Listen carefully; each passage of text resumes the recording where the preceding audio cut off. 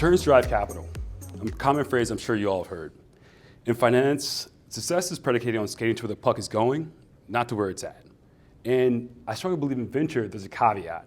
You skate to where the puck is going with your group. After all, this is an incredibly interconnected system. High-quality angel investors pave the way for pre-seed investors, who pave the way for seed, then Series A, and so on and so forth.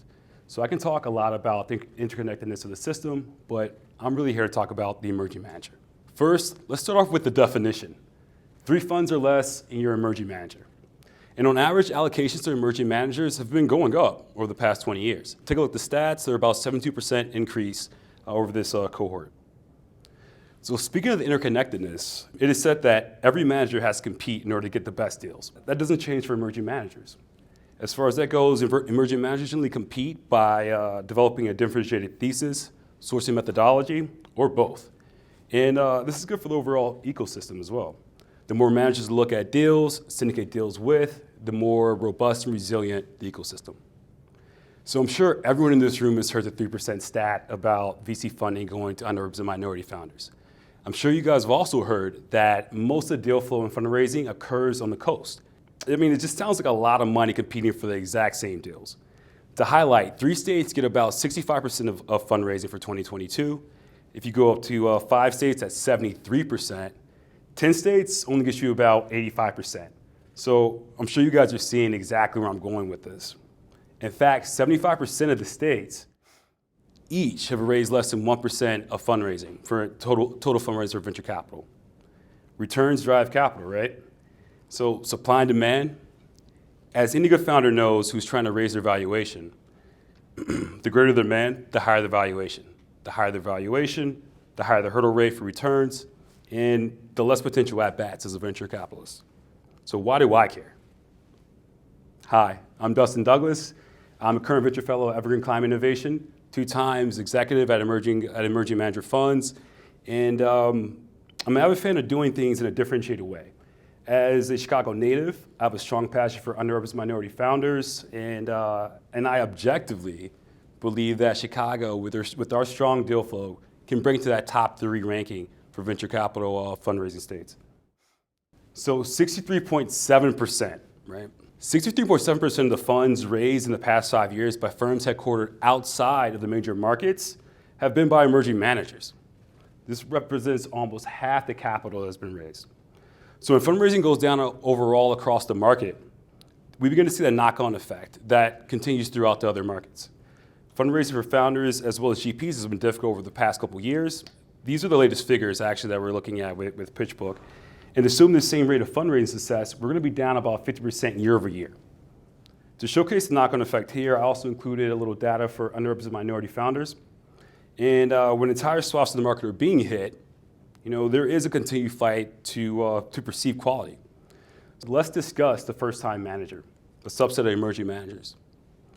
This year, we're witnessing a 55% year-over-year decrease, with only $11.6 billion raised from over 183 funds, marking a stark downturn from the $25.6 billion.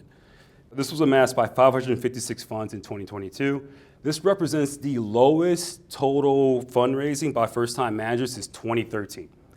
So given the prevailing economic uncertainty, LPs are particularly inclined to seek out funds who already have established track records, as well as have already navigated some of these challenging markets.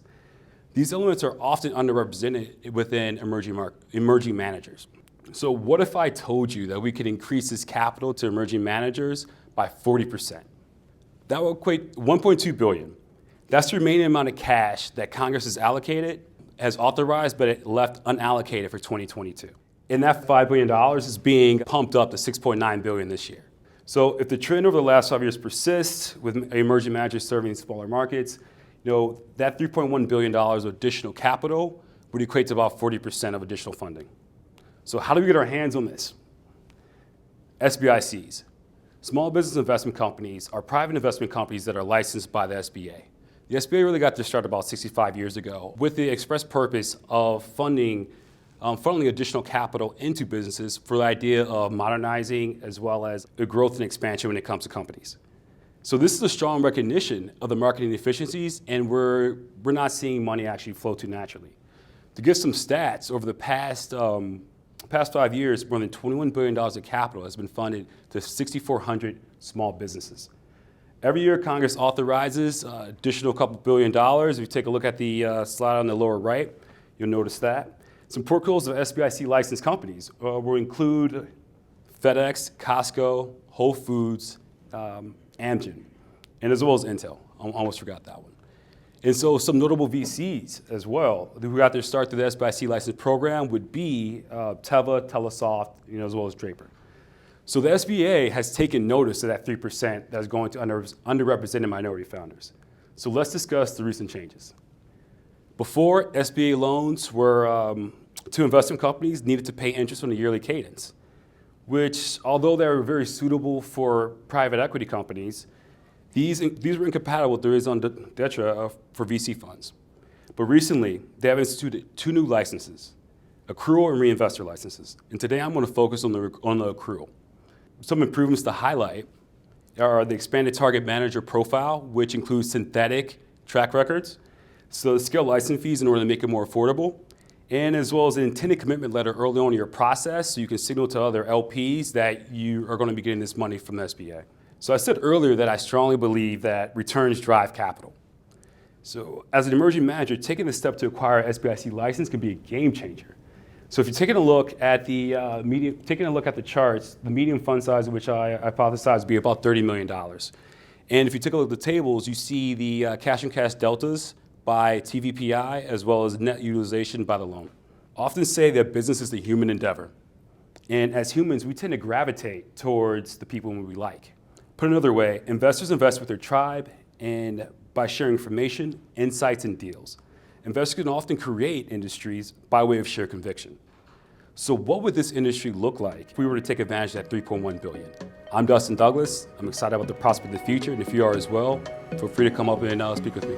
Thank you.